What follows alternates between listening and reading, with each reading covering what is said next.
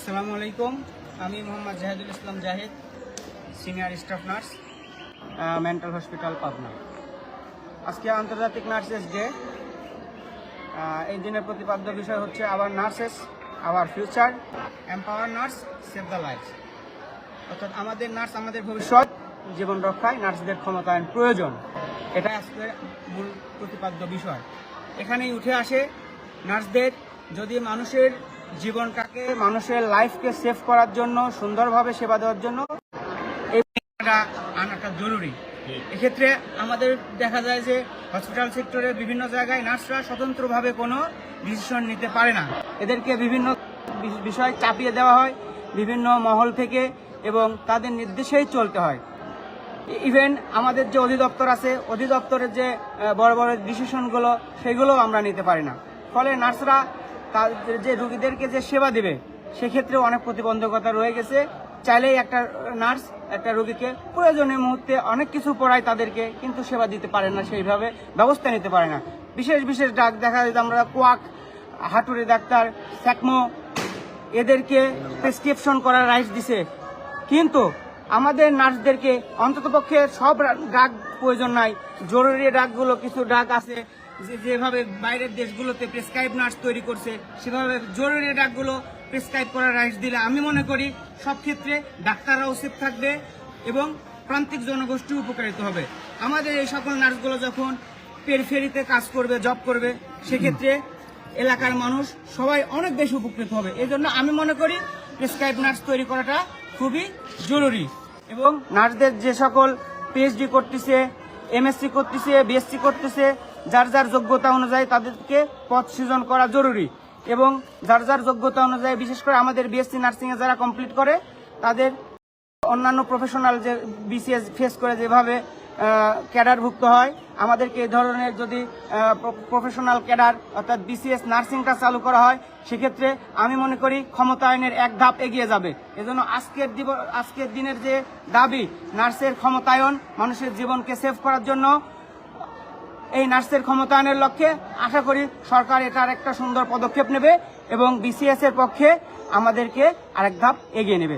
ধন্যবাদ সবাইকে। নার্স দিবসের শুভেচ্ছা। আসসালামু আলাইকুম। আজকের দিনে আমাদের অনেক চাওয়া এবং অনেক পাওয়া এবং আমাদের অনেক অনুভূতি কাজ করে। তার মধ্যে আমি বাংলাদেশ থেকে যেটা বলতে চাই সেটা হলো আমাদের প্রফেশনে জ্ঞানীরা কেন আসতে চায় না, মেধাবীরা কেন আসতে চায় না, না আসার পিছনে বেশ কিছু কারণ আছে। তার মধ্যে একটা কারণ হলো প্রশাসনিক বিসিএস না থাকার কারণে। পেশাগত বিসিএস না থাকার কারণে আমাদের মেধাবীরা আজকে এই প্রফেশনে আসার জন্য অনিচ্ছা প্রকাশ করে। যদি প্রশাসনিকভাবে বা পেশাগতভাবে নার্সিং শিক্ষায় যদি বিশেষ বিসিএসের ব্যবস্থা করা যেত, তাহলে অদূর ভবিষ্যতে আমাদের পরবর্তী প্রজন্মগুলো, আমাদের সন্তানগুলো, আমাদের রাষ্ট্রের সন্তানগুলো আজকে এই প্রফেশনে আসতো এবং সঠিক সেবার মানকে তুলে ধরত। আজকে সঠিক সেবার মান তুলে না ধরার কারণে, সঠিক ডিসিশন না থাকার কারণে তারা আজকে সঠিক অনেক প্রান্তিক জনগোষ্ঠীর মানুষজন আজ অনেক সেবা থেকে তারা বিচ্ছিন্ন হচ্ছে। ইভেন যারা আমাদের দেশে মেধাবী নার্স আছে, তারা দেশে মূল্যায়ন না পেয়ে অনেক সময় তাদের এই গুরুত্বপূর্ণ সময়টাকে দেশে না দিয়ে বিভিন্ন দেশে, বিভিন্ন রাষ্ট্রে চলে যাচ্ছে শুধুমাত্র তাদের সম্মান এবং জীবিকার জন্য। বিশ্বের সাথে যদি তাল মিলাতে চাই, তাহলে দেখা যাচ্ছে আমাদের দেশে যে নার্সের সমীকরণটা করা হয়েছে, সেখানে 90 জন মেয়েকে নেওয়া হচ্ছে, মাত্র 10 জন ছেলে নার্সকে নেওয়া হচ্ছে।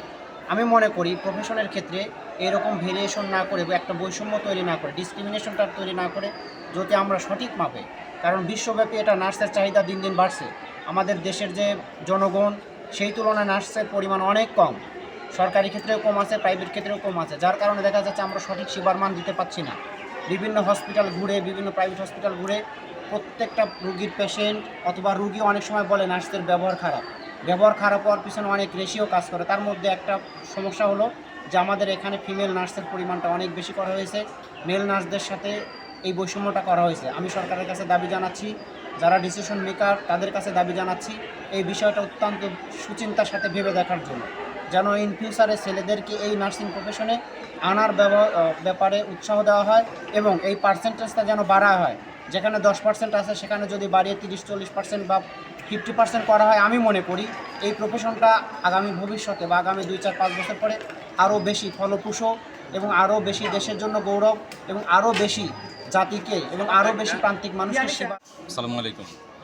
আমি বলতে চাই, ওর সাথে আমি কিছু অ্যাড করতে চাই। সেটা হচ্ছে, আমরা দেখেছি যে একটা প্রফেশন বাংলাদেশে আছে, নার্সিং প্রফেশন। যে প্রফেশনে আপনি শুরুতে যেই পদে জয়েনিং করবেন, যেই ডেজিগনেশনে জয়েনিং করবেন, আপনি রিটায়ারমেন্টে সেই ডেজিগনেশন নিয়েই আপনাকে রিটায়ারমেন্টে যেতে হচ্ছে। এটা আসলে 2026 সালে এসেও বৈশ্বিক যে উন্নতি এবং বিশ্বায়ন চলছে, এখানে এটা আসলে যায় না।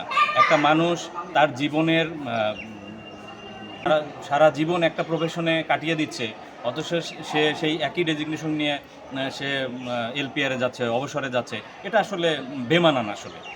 তাই আমি সরকারের কাছে আজকের 12ই মে এই বিশেষ দিনে, নার্সদের আনন্দের দিনে, আমার দাবি থাকবে আমাদের 2016 সালের যে নিয়োগ বিধি এবং ক্যারিয়ার পাথ যেটা আছে সেটা বাস্তবায়ন করে নার্সদের সম্মান করা গেলে নার্সিং সেবার মান আরও বৃদ্ধি পাবে, বাংলাদেশের স্বাস্থ্য খাতের বিপুল উন্নয়ন হবে।